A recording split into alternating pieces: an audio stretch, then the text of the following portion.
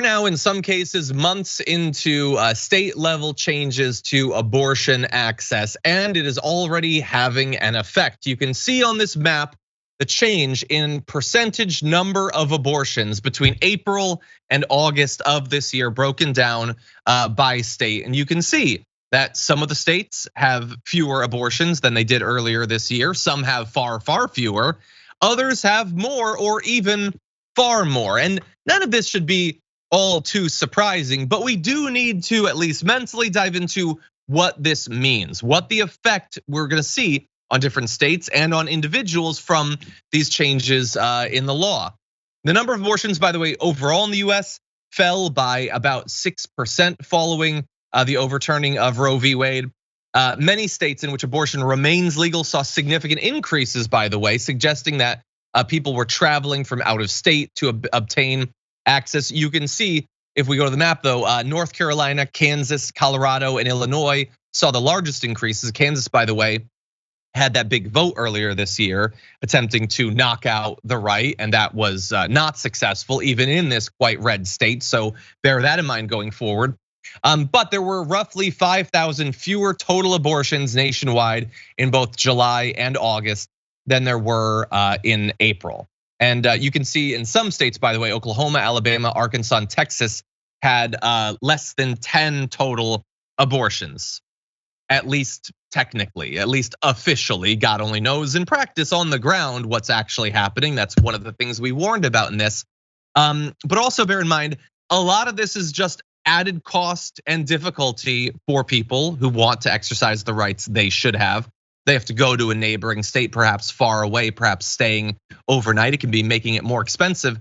But even if you look at this overall and you say there are actually fewer abortions, think about what that means in practice. Now, I know the people supporting these rights being stripped away don't care. They want the abortion not to happen, and then they wash their hands of that person and the baby. They don't care. Like, they're not interested, they're not gonna be following up.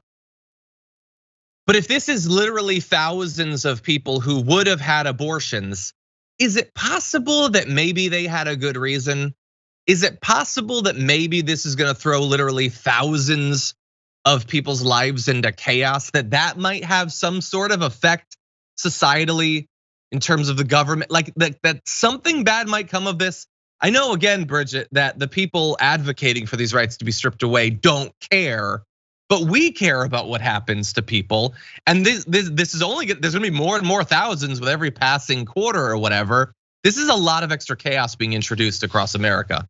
Absolutely, and I'm so glad that you framed the conversation the way that you did, because this data is very compelling, but it's important to not lose sight that we're talking about real people with real lives that they have to make real decisions for. And so, as compelling as the data is, these are real people's stories and real lives being thrown into turmoil because of these unfair draconian barriers being put in place between folks who need abortion care and the healthcare that they need. So I think it really is stunning to think about how many people this is impacting. But as you said, this is exactly what we warned was going to happen. We're seeing it play out in real time, and I think it's really heartbreaking.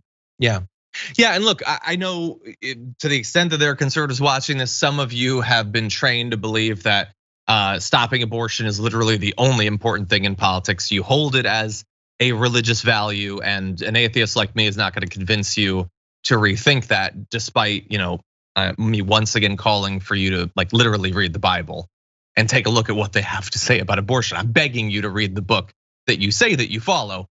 It doesn't necessarily have the stance on abortion that you think it does. But more importantly, for those of you who it isn't the central thing to your politics, you're conservative, you wanna stop abortion, maybe you support some access to it, but you've been convinced that this is a net good. I would just ask you as a quick follow-up, we're now months into some of these states not having it, and a bunch of people are now gonna have to have kids that they didn't either feel that they could take care of, didn't have the money for. Has that helped you with your inflation?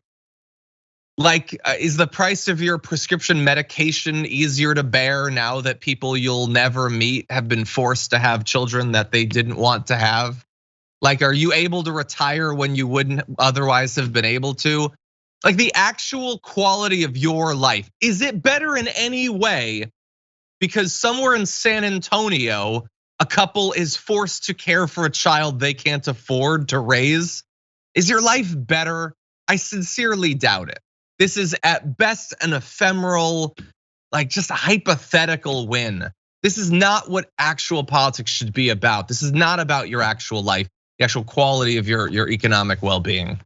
I know I'm wasting my breath. I'm not gonna get through to these people, but I just want people to be reasonable.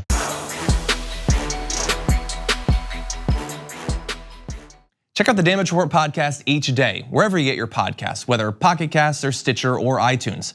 You can join me as I give you the news and stories you want, with a range of co-hosts and interview guests jumping in on the fun each day.